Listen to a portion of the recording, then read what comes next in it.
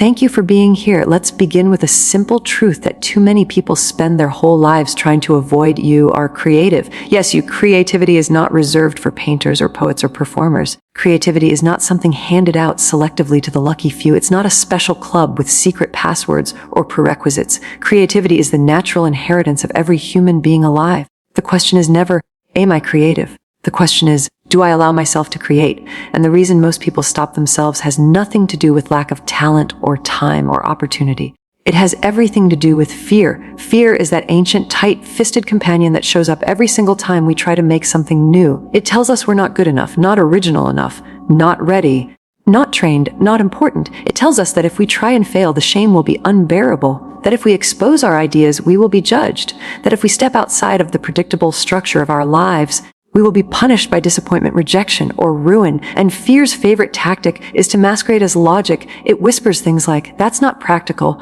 or you don't make money doing that, or who do you think you are? It disguises itself as maturity and sensibility and caution, but what it's really doing is locking the door on your imagination. So how do we live creatively beyond fear?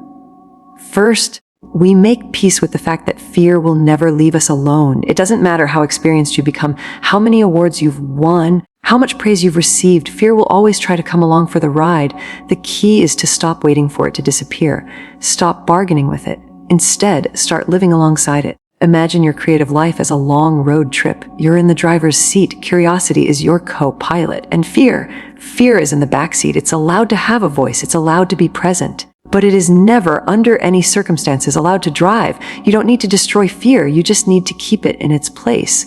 Now, some people believe that to create something meaningful, you must suffer. That the best art comes from agony, that the tortured artist is the real artist. But here's another perspective. Creativity doesn't have to hurt.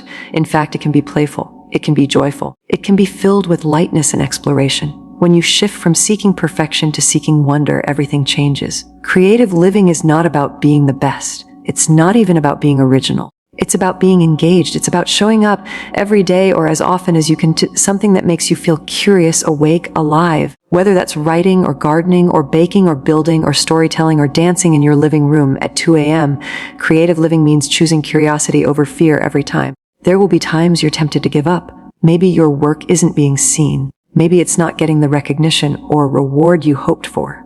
Maybe no one understands what you're trying to do. But here's the radical idea: the outcome is not your business. Your job is not to control how your work is received. Your job is to make it. Your job is to collaborate with inspiration, to show up, to do your part. That's all. Inspiration is a strange and generous force. It doesn't always arrive when you want it to. Sometimes it disappears for long stretches, and other times it floods you all at once. You don't command it. You invite it. And the best way to invite inspiration is to build a relationship with it, create a space for it, make time, open the door. Even if it doesn't show up every day, you keep showing up. You make a habit of honoring your creative impulses, even when they seem pointless or strange or insignificant. And let's be honest, sometimes they will be. Not everything you make will be brilliant. Not every idea will work. Some things will be clumsy or boring or confusing. That's okay. Let it be okay. Stop demanding that every act of creativity justify its existence. Stop demanding that every sentence be a masterpiece, every song a hit, every project a legacy. Sometimes creativity is just for you. Sometimes it's a way of remembering that you are alive. You are allowed to enjoy this. You are allowed to make things that are imperfect.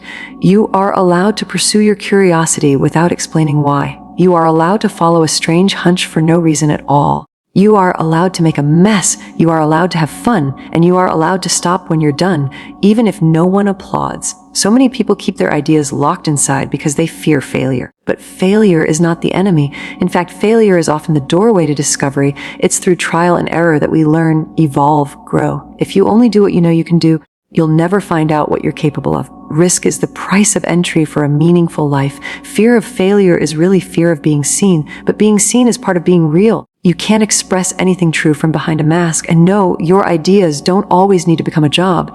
You can paint without becoming a professional painter. You can write poems and never publish them. You can make music just for the joy of making it. You can be wildly creative without monetizing a single second of it.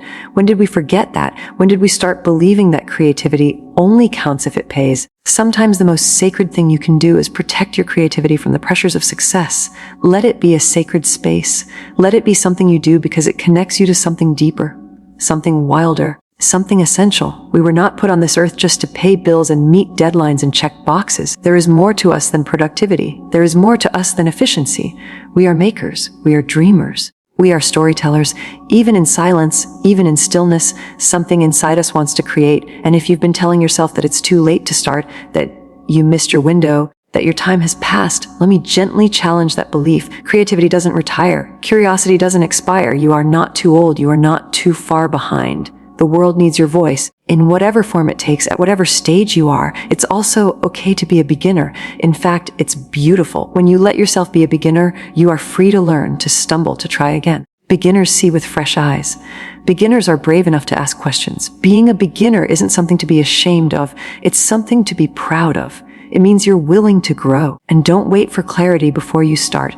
Clarity comes through action, not before it. The path is made by walking. The light arrives as you move forward. You don't need to know the ending to begin the story. You don't need a blueprint to begin building. You just need to begin. So begin, even if your hands shake, even if your voice trembles, even if the first attempt falls flat. Begin anyway. Make something small.